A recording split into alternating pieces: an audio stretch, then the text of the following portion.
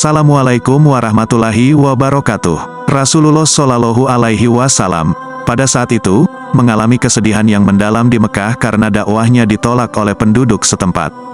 Tidak ada yang menerima pesan dakwahnya, kecuali beberapa sahabat yang sudah masuk Islam. Semua orang, baik budak maupun orang terkenal, menolak dakwahnya. Rasulullah Shallallahu Alaihi Wasallam merasa terbebani dan sulit untuk beribadah di Mekah, sehingga dia memutuskan untuk pergi beribadah di luar kota. Pergi tersebut bersama sahabat mulia, Abdullah bin Mas'ud, yang terkenal karena kehormatannya. Rasulullah Shallallahu Alaihi Wasallam meminta Abdullah bin Mas'ud untuk menunggu di suatu tempat, dengan instruksi agar tidak bergerak atau mendekatinya kecuali jika dipanggil. Rasulullah Shallallahu Alaihi Wasallam membuat garis dengan tongkatnya, menandakan agar Abdullah bin Mas'ud tidak meninggalkan tempat itu. Abdullah bin Mas'ud kemudian meriwayatkan bahwa Rasulullah Shallallahu Alaihi Wasallam berjalan beberapa jarak dari tempat itu dan tiba-tiba duduk sambil membaca Al-Quran dengan suara yang sangat keras. Pada saat itu, ada beberapa jin dari wilayah Nusaybin di Irak yang sedang melewati tempat tersebut. Mereka tertarik untuk mengetahui apa yang sedang terjadi di dunia. Sebelum Rasulullah Shallallahu Alaihi Wasallam diutus, dikisahkan bahwa jin-jin ini mampu susun barisan hingga ke langit. Ini menjadi sebuah pengalaman yang luar biasa mengingat manusia saat ini tidak mampu menjamah langit dengan teknologi canggih. Jin-jin tersebut mendengarkan berita-berita dari langit. Dalam hadis, dijelaskan bahwa Allah Subhanahu wa Ta'ala menyampaikan perintahnya kepada malaikat di langit ketujuh, yang kemudian disampaikan hingga ke langit pertama. Jin-jin ini naik ke atas untuk mendengarkan informasi tersebut, seperti perkiraan cuaca, kematian seseorang, atau bahkan gempa bumi yang akan terjadi. Mereka kemudian berkolaborasi dengan penyihir dan dukun untuk menyampaikan informasi tersebut kepada manusia, dengan tujuan agar orang-orang menjadi musyrik dan tidak lagi mempercayai Allah semata.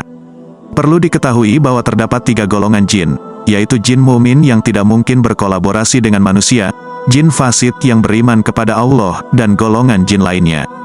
Dalam golongan umat muslim, ada orang-orang yang mengaku beragama tetapi tidak menjalankan salat dan masih melakukan perbuatan terlarang. Orang-orang seperti ini disebut sebagai jin fasid. Selain itu, ada juga golongan jin yang kafir, yang dikenal sebagai syaitan. Jadi, tidak semua jin adalah syaitan. Jin yang beriman disebut sebagai jin mumin. Yang ingin kami sampaikan adalah bahwa golongan syaitan terdiri dari jin fasid dan jin kafir. Jin-jin ini selalu naik ke langit untuk mendengarkan apa yang akan terjadi besok, dengan tujuan untuk bekerja sama dengan penyihir dan perampok. Pada masa itu, penyihir dan perampok sangat dominan di dunia. Allah menjelaskan kisah ini dalam surah Al-Jin, ayat 9, bahwa mereka dulu dapat menduduki beberapa tempat di langit untuk mendengarkan berita. Maksudnya adalah untuk mengetahui apa yang akan terjadi besok. Namun, sekarang, siapapun yang mencoba mendengarkannya pasti akan menemui panah api yang membakarnya. Dalam hadis Bukhari lainnya, Nabi Muhammad Shallallahu Alaihi Wasallam bersabda bahwa jin-jin dulu mengatur diri mereka untuk mendengarkan berita dari langit. Setelah saya diutus sebagai nabi, langit dijaga oleh para malaikat. Malaikat-malaikat ini memegang bintang-bintang yang mereka gunakan untuk memanah jin-jin tersebut. Saat Nabi Muhammad Shallallahu Alaihi Wasallam sedang membaca Al-Quran tadi, jin-jin ini keliling ke permukaan bumi. Mereka mencoba mencari tahu apa yang menjadi penyebab langit sekarang dijaga oleh malaikat. Dulu, pada zaman Nabi Musa alaihissalam, Nabi Daud alaihissalam, dan para nabi lainnya, mereka masih bisa mendengarkan berita dari langit. Tetapi setelah Nabi Muhammad Shallallahu Alaihi Wasallam diutus, mereka tidak bisa lagi naik ke langit karena dijaga oleh malaikat-malaikat Allah. Jika ada yang masih mencoba naik, pasti akan dipanah oleh malaikat. Akhirnya, mereka menyimpulkan bahwa ada sesuatu yang terjadi di permukaan bumi yang membuat mereka tidak dapat mendengarkan lagi. Sebuah kelompok jin berkeliling di permukaan bumi ini. Ketika mereka melewati Mekah dan melihat Nabi Muhammad Shallallahu Alaihi Wasallam sedang membaca Al-Quran, mereka berhenti dan berkumpul. Mereka mendengarkan apa yang Nabi Muhammad Shallallahu Alaihi Wasallam bacakan. Ibn Mas'ud yang meriwayatkan hadis ini, melihat makhluk-makhluk pria dengan kepala yang berbentuk seperti kendi yang besar. Ibn Mas'ud khawatir dan berdiri, tetapi Nabi Muhammad Shallallahu Alaihi Wasallam memberikan isyarat agar ia tetap duduk karena banyaknya jin yang datang untuk mendengarkan Al-Quran yang dibacanya.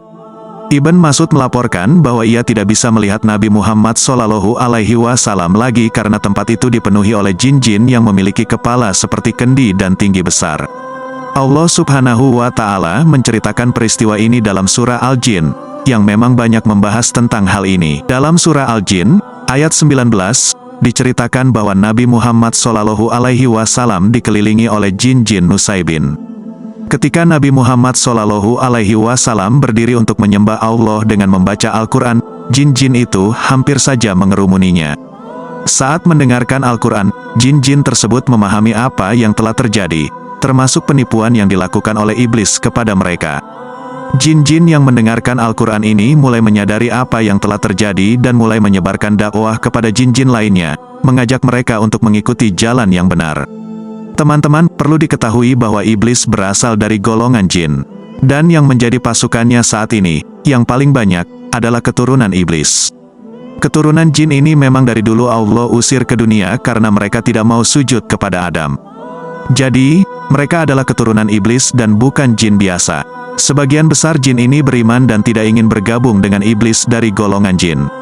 Semua ini akan dijelaskan dalam surah Al-Jin, mulai dari ayat 1 hingga ayat 18, yang menceritakan masalah ini. Dalam hadis Bukhari Muslim, Nabi Muhammad SAW bersabda bahwa iblis mencoba menyaingi Allah dengan menempati tempat tertinggi di atas laut. Namun, iblis tidak akan pernah bisa menyaingi Allah, karena Allah menguasai lautan. Hal ini dijelaskan oleh Allah dalam surah Al-Jin, ayat 1 hingga 18. Allah berfirman, "Katakanlah, wahai Muhammad, bahwa telah diwahyukan kepadaku bahwa sekelompok jin telah mendengarkan Al-Quran." Jin-jin tersebut mengatakan bahwa mereka telah mendengarkan Al-Quran yang menakjubkan. Al-Quran memberikan petunjuk jalan yang benar, dan memiliki kekuatan yang luar biasa untuk menyentuh hati orang. Mendengarkan bacaan Al-Quran dapat membuat seseorang menangis, merasakan ketakutan, atau merasa tenang di dalam hatinya. Al-Quran memiliki keajaiban yang luar biasa. Sekarang tinggal pada pilihan kita sendiri, apakah kita akan menjadikan Al-Quran sebagai petunjuk hidup kita atau tidak. Jin memiliki hitungan waktu yang berbeda, dan mereka khusus mencari hidayah. Saat mereka mendengar beberapa ayat Al-Quran yang memberikan petunjuk yang benar, mereka dengan cepat beriman tanpa ragu. Ketika Allah menurunkan ayat-ayat surah Ar-Rahman, Nabi Muhammad SAW bertanya, "Nikmat apa lagi yang kalian dustakan?"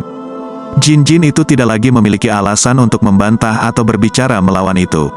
Nabi Muhammad SAW menyampaikan kepada manusia bahwa mereka tidak memiliki argumen untuk menolak kebenaran tersebut. Jin-jin secara spontan takut kepada Allah. Mereka mengakui kebesaran Allah dan bahwa Dia tidak memiliki istri atau anak. Mereka mengungkapkan bahwa orang yang kurang akal dari mereka adalah iblis, yang telah melampaui batas dengan mengatakan bahwa Allah memiliki istri dan anak. Keyakinan Nasrani tentang hal ini berasal dari iblis. Para jin membongkar kebohongan ini. Mereka menyadari bahwa manusia dan jin tidak akan pernah mengatakan sesuatu yang dusta kepada Allah. Jin-jin ini masih polos dan tidak tahu tentang kebohongan iblis, jadi mereka hanya mengikuti saja. Jin-jin itu mengakui bahwa mereka tidak menyadari bahwa iblis berani berbohong kepada Allah. Mereka menyadari bahwa manusia dan jin tidak akan berbohong kepada Allah. Ada beberapa orang dari manusia yang mencari perlindungan pada jin, dan jin-jin itu menambah dosa dan kesalahan bagi mereka. Jin-jin ini menganggap bahwa manusia memiliki persepsi yang sama dengan mereka. Mereka menyampaikan bahwa Allah tidak akan mengutus lagi seorang rasul kepada orang-orang kafir Mekah. Ayat ke-8 mengungkapkan bahwa jin-jin mencoba untuk mengetahui rahasia langit. Namun, mereka menemukan bahwa langit dilindungi oleh penjagaan yang kuat dan panah-panah api yang mengintai. Ayat ke-9 menyatakan bahwa mereka sebelumnya dapat menduduki beberapa tempat di langit untuk mendengarkan berita-berita, tetapi sekarang mereka tidak lagi dapat melakukannya karena ancaman panah api yang membakar. Ayat ke-10 mengungkapkan bahwa mereka tidak mengetahui apakah keburukan atau kebaikan yang dikehendaki Allah di bumi, karena penjagaan itu menghalangi mereka untuk mengetahui informasi tersebut. Bahkan malaikat-malaikat di langit pun tidak mengetahui apa yang akan terjadi di masa depan. Ayat ke-11 menjelaskan bahwa di antara jin-jin ada yang soleh, yang tidak bersekutu dengan manusia, dan ada juga yang fasik dan kafir. Mereka mengikuti jalan yang berbeda-beda seperti manusia. Namun, ulama tafsir menekankan bahwa ayat-ayat dalam surah Jin sudah cukup bagi manusia, dan tidak perlu terlalu mendalam dalam mempelajari dunia jin, seperti pernikahan mereka atau kehidupan mereka secara detail. Mengetahui bahwa jin ada sudah cukup. Ayat ke-12 menyatakan bahwa jin-jin menyadari bahwa mereka tidak dapat melepaskan diri dari kekuasaan Allah. Mereka menyadari bahwa mereka tidak memiliki kebebasan mutlak dan harus tunduk kepada Allah. Ayat ke-13 menunjukkan bahwa jin-jin menyadari bahwa mereka tidak akan pernah dapat melepaskan diri dari kekuasaan Allah di bumi. Hanya dengan membaca ayat-ayat Al-Quran, jin-jin tersebut dapat mati jika sedang diruqyah, pengobatan dengan membacakan ayat-ayat Al-Quran. Ayat ke-14 mengungkapkan bahwa di antara jin-jin ada yang taat dan mengikuti petunjuk Al-Quran. Mereka yang beriman kepada Tuhan mereka tidak akan takut kehilangan pahala atau menambah dosa dan kesalahan. Ayat ke-15 menyatakan bahwa ada pula jin-jin yang menyimpang dari kebenaran, dan mereka akan menjadi kayu bakar di neraka jahanam. Ayat ke-16 menjelaskan bahwa jika jin-jin itu berada pada jalan yang lurus, yaitu mematuhi ajaran Nabi Muhammad, Allah akan memberikan mereka air minum yang segar dan rezeki yang berlimpah di akhirat. Menurut ulama tafsir, mereka akan minum dari sungai-sungai yang ada di surga. Ayat ke-17 menyatakan bahwa mereka diuji dengan cobaan dalam hidup, yang bertujuan untuk meningkatkan kualitas iman mereka. Allah menguji mereka untuk melihat apakah mereka dapat menemukan jalan keluar dari masalah dan kembali kepadanya. Namun, jika seseorang berpaling dari Tuhan mereka saat menghadapi cobaan, mereka akan ditimpakan azab yang berat. Ayat ke-18, sebagai penutup, menegaskan bahwa masjid-masjid adalah milik Allah dan tidak boleh menyembah selain Allah di dalamnya. Setelah kejadian tersebut, jin-jin dari Mustaibin secara tiba-tiba beriman kepada Nabi Muhammad. Kejadian ini sangat mengejutkan, bahkan kadang-kadang jin-jin tersebut lebih cepat dalam merespons daripada manusia. Mereka pulang ke komunitas mereka dan mulai memberikan dakwah. Mereka membagikan apa yang telah mereka pelajari, dan Allah mengisahkan hal ini dalam surah Al-Ahqaf, ayat 29, 30, dan 31. Allah mengingatkan dalam ayat 29 bahwa saat kita hadapi serombongan jin yang mendengarkan pembacaan Al-Quran, mereka datang karena kehendak Allah. Saat mereka mendengarkan bacaan tersebut, mereka sepakat untuk memberikan perhatian penuh. Setelah mendengar pembacaanmu, wahai Muhammad, mereka kembali kepada kaumnya untuk memberi peringatan dan mulai berdakwah. Dalam ayat 30, mereka mengatakan kepada kaum mereka, "Hai kaum kami telah mendengarkan kitab Al-Quran yang diturunkan setelah Musa. Kitab ini membenarkan kitab-kitab sebelumnya dan menunjukkan jalan yang lurus." Ayat 31 menyampaikan pesan kepada kaum mereka untuk menerima seruan dari orang yang menyeru kepada Allah dan beriman kepadanya, yaitu seruan dari Nabi Muhammad. Semoga video ini bermanfaat. Assalamualaikum warahmatullahi wabarakatuh.